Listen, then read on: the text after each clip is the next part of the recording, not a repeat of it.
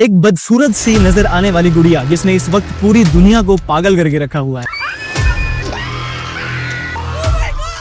इस गुड़िया को इसकी अजीब शक्ल की वजह से मेसोपोटामियन शैतान पज़ूज़ू से रिलेट किया जा रहा है। लेकिन अफसोसनाक बात यह है कि अब तो पाकिस्तान के इन्फ्लुएंसर्स भी इस गुड़िया को प्रमोट कर रहे हैं। क्या ये गुड़िया वाकई शैतान का रूप है? पूरी दुनिया के इन्फ्लुएंसर्स इस गुड़िया को प्रमोट क्यों कर रहे हैं?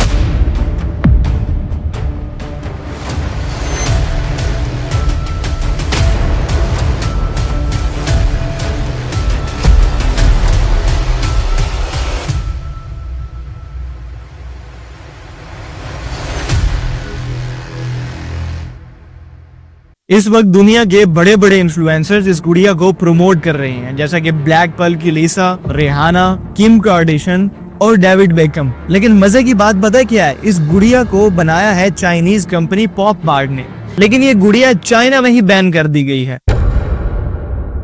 इस गुड़िया को इसकी अजीब शक्ल की वजह से मेसोपोटामियन शैतान पज़ूज़ू से रिलेट किया जा रहा है। पज़ूज़ू दरअसल एक मेसोपोटामियन डीमन यानी शैतान है जो कि 7th सेंचुरी में इवॉल्व हुआ। मेसोपोटामिया से मुराद वो इलाका है जहाँ पर मौजूदा तौर पर शाम, सीरिया वगैरह जैसे मुल्क आबाद हैं। पुराने जमाने में मेसोपोटामिया में रहने वाले लोग पज़ूज़ू को किंग ऑफ डेमन्स यानी शैतानों का बादशाह करार देते थे। पुराने जमाने के लोग ये कहते थे कि पज़ूज़ू अपने साथ तूफान, कहत और बीमारियां लाता है। अब हैरानी की बात यह है कि पज़ूज़ू एक शैतान था, लेकिन पुराने जमाने के लोग पज़ूज़ू को दूसरे बड़े शैतानों, खास तौर पर लमस्तू से बचने के लिए इस्तेमाल करते थे। लेकिन ये लमस्तो क्या भला है? लमस्तो दरअसल एक फीमेल डीमन था जो कि हामला खवातीन और बच्चों को नुकसान पहुंचाता था। पज़ूज़ू की छोटी छोटी मूर्तियां बनाकर बच्चों और हामला खवातीन के पास रखी जाती थी ताकि पज़ूज़ू इनको लमस्तों से प्रोटेक्ट करे, यानी शैतान से बचने के लिए शैतान का इस्तेमाल किया जाता था। लेकिन कहानी में थोड़ा सा पीछे चलते हैं और आपको बताते हैं कि असल में लबूबू को बनाया किसने और इसके फेम के पीछे क्या ब्लैक स्ट्रेटेजी को यूज किया जा रहा है। दरअसल 2015 में हांगकांग के आर्टिस्ट कैसिंग लंग ने एक किताब लिखी जिसका नाम था मॉन्स्टर बुक ट्रायोलॉजी। ये एक तरह की स्टोरी स्केच बुक थी जिसमें मॉन्स्टर्स की कहानियां लिखी गई थी और इसमें लबूबू का एक कैरेक्टर डाला गया। इस किताब में लबूबू दरअसल कैट की तरह का दिखने वाला एक छोटा सा मॉन्स्टर होता है। लबूबू का इस बुक में रोल थोड़ा सा एक्सीडेंटली हेल्पफुल होता है। इस बुक में ये दिखाया गया है कि लबूबू ये चाहता नहीं है कि वो हेल्प करे, लेकिन एक्सीडेंटली ना चाहते हुए भी वो लोगों की और दूसरे मॉन्स्टर्स की हेल्प करता है। चाइना की एक टॉय कंपनी है जिसका नाम है पॉप मार्ट। इसके सीईओ का नाम है वैंग विंग। अब हुआ ये कि 2019 में पॉप मार्ट ने कैसिंग लंग के साथ पेड कोलैबोरेशन की, जिसके नतीजे में इन्होंने लबूबू को अपना प्रोडक्ट बना लिया और इसको बनाते ही इसको मार्केट में लॉन्च कर दिया। लेकिन एक सबसे बड़ा सवाल कि क्यों लबूबू ने पूरी दुनिया को क्रेजी करके रखा हुआ है।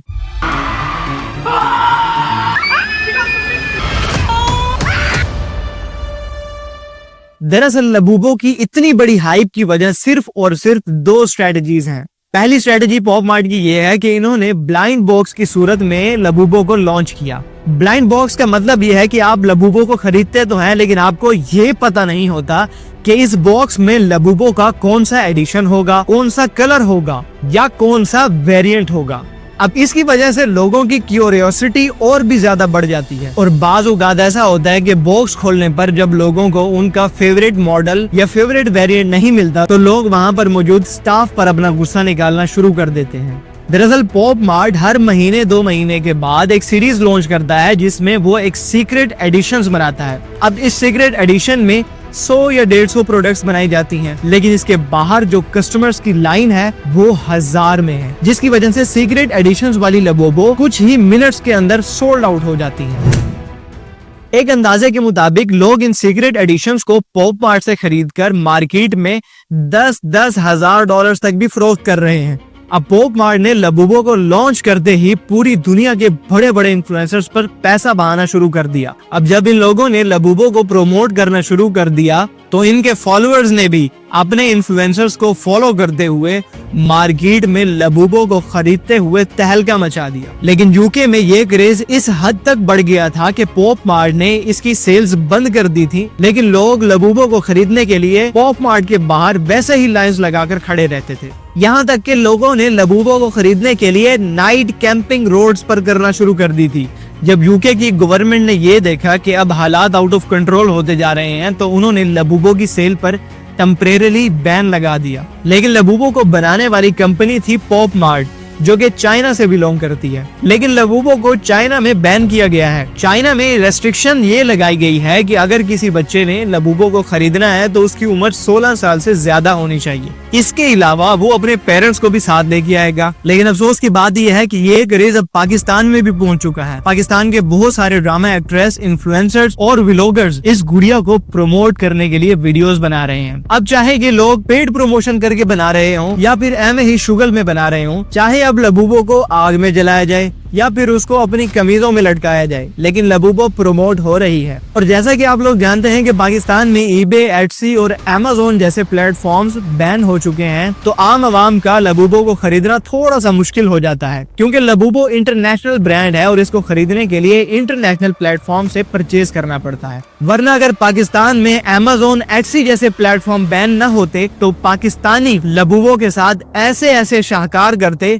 जिनको देखकर पॉप मार्ट खुद ही लबूबों को पाकिस्तान में बैन करके यहाँ से अपना बोरिया बिस्तर बांधकर निकल जाता। लेकिन मैं एक बात आपको वाजे कर दूं कि इस तरह के शैतानों का कुरान और हदीस में कोई जिक्र नहीं है और इस तरह की चीजों पर यकीन रखना हमारे अकीदे को भी खराब कर सकता है। लिहाजा अगर आप सोशल मीडिया या इंटरनेट पर इन चीजों को देखते हैं और सुनते हैं तो सिर्फ कॉन्स्पायरेसी थ्योरी की हद तक इनको सुनना बेहतर है।